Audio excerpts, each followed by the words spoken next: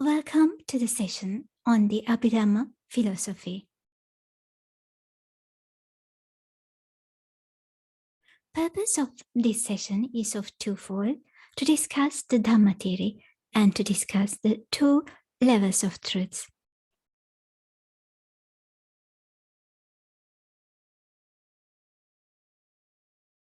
The term Dhamma is central to the Abhidhamma philosophy.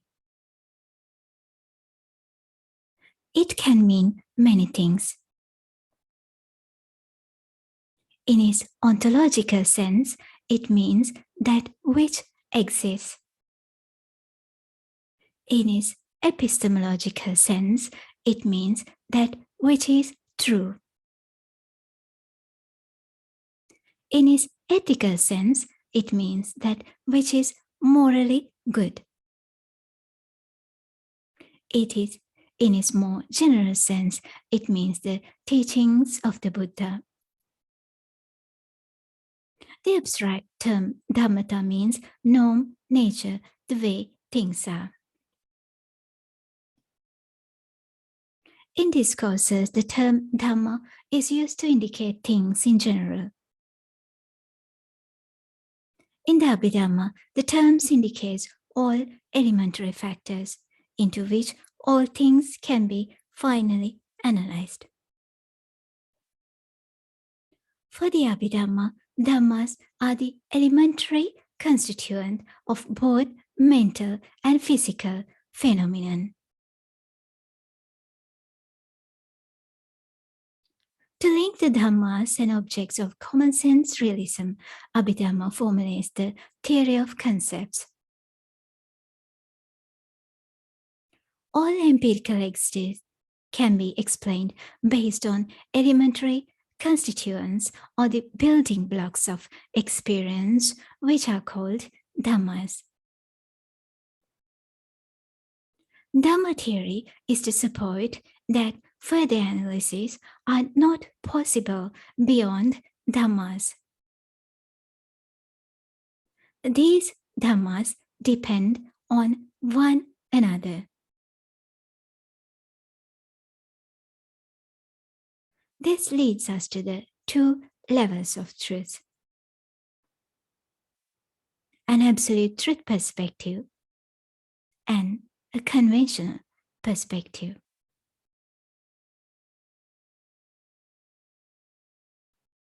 In the early Buddhist discourses, there is no reference to two truths.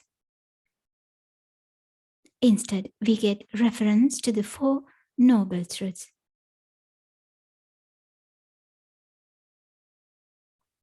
However, it is still possible to find some kind of a reference to establish a link between Buddha's original teachings that can be found within discourses and the two truths that are established from the Abhidhamma's point of view. For example, in Sanketa Sutta, DN33, it says there are four kinds of knowledge: the direct knowledge of the doctrine, the inductive knowledge of the doctrine, knowledge of analysis, knowledge of linguistic conventions. Abhidhamma's approach falls under the category of knowledge of analysis and also under the category of knowledge of linguistic conventions.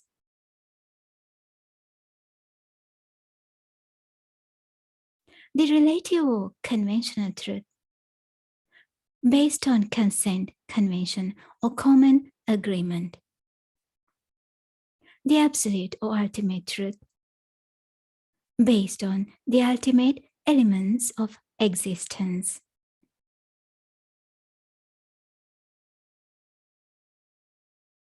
The relative or conventional truth includes things that depend on mental interpretation.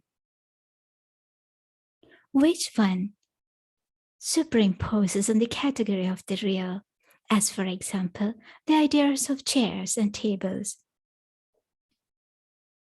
The absolute or ultimate truth includes the category of the real existence known as dhammas, which have their own corresponding objective nature.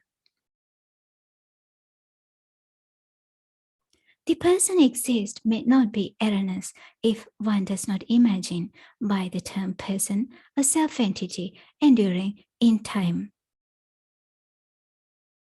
Convention requires the use of such terms. But as long as one does not imagine substantial entities corresponding to them, such statements are useful for correspondence purpose and are valid.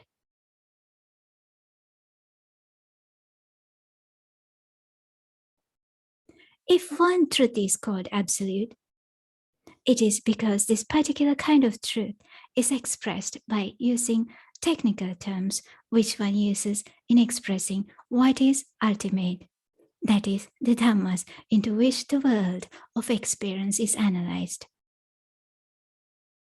In other words, absolute or ultimate does not refer to the truth as such. Rather, it refers to the technical terms through which the truth is expressed.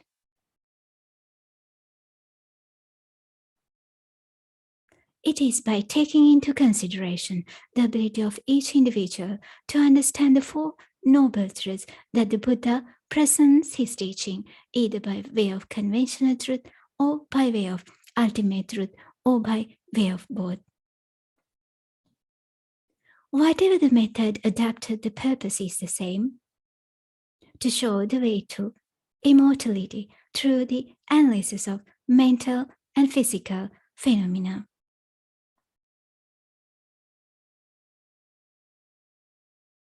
Their difference can be described as follows. Statements referring to convention-based things are useful and valid because they are based on common agreement. Statements referring to ultimate categories are valid because they are based on the true nature of the real existence.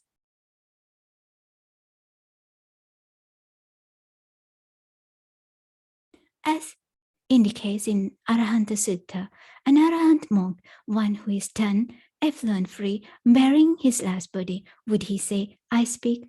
Would he say, they speak to me? An Arahant monk, one who is done, effluent-free, bearing his last body, he would say, I speak, would say, they speak to me. Skillful, knowing harmonious nuances with regard to the word, he uses expressions just as expressions.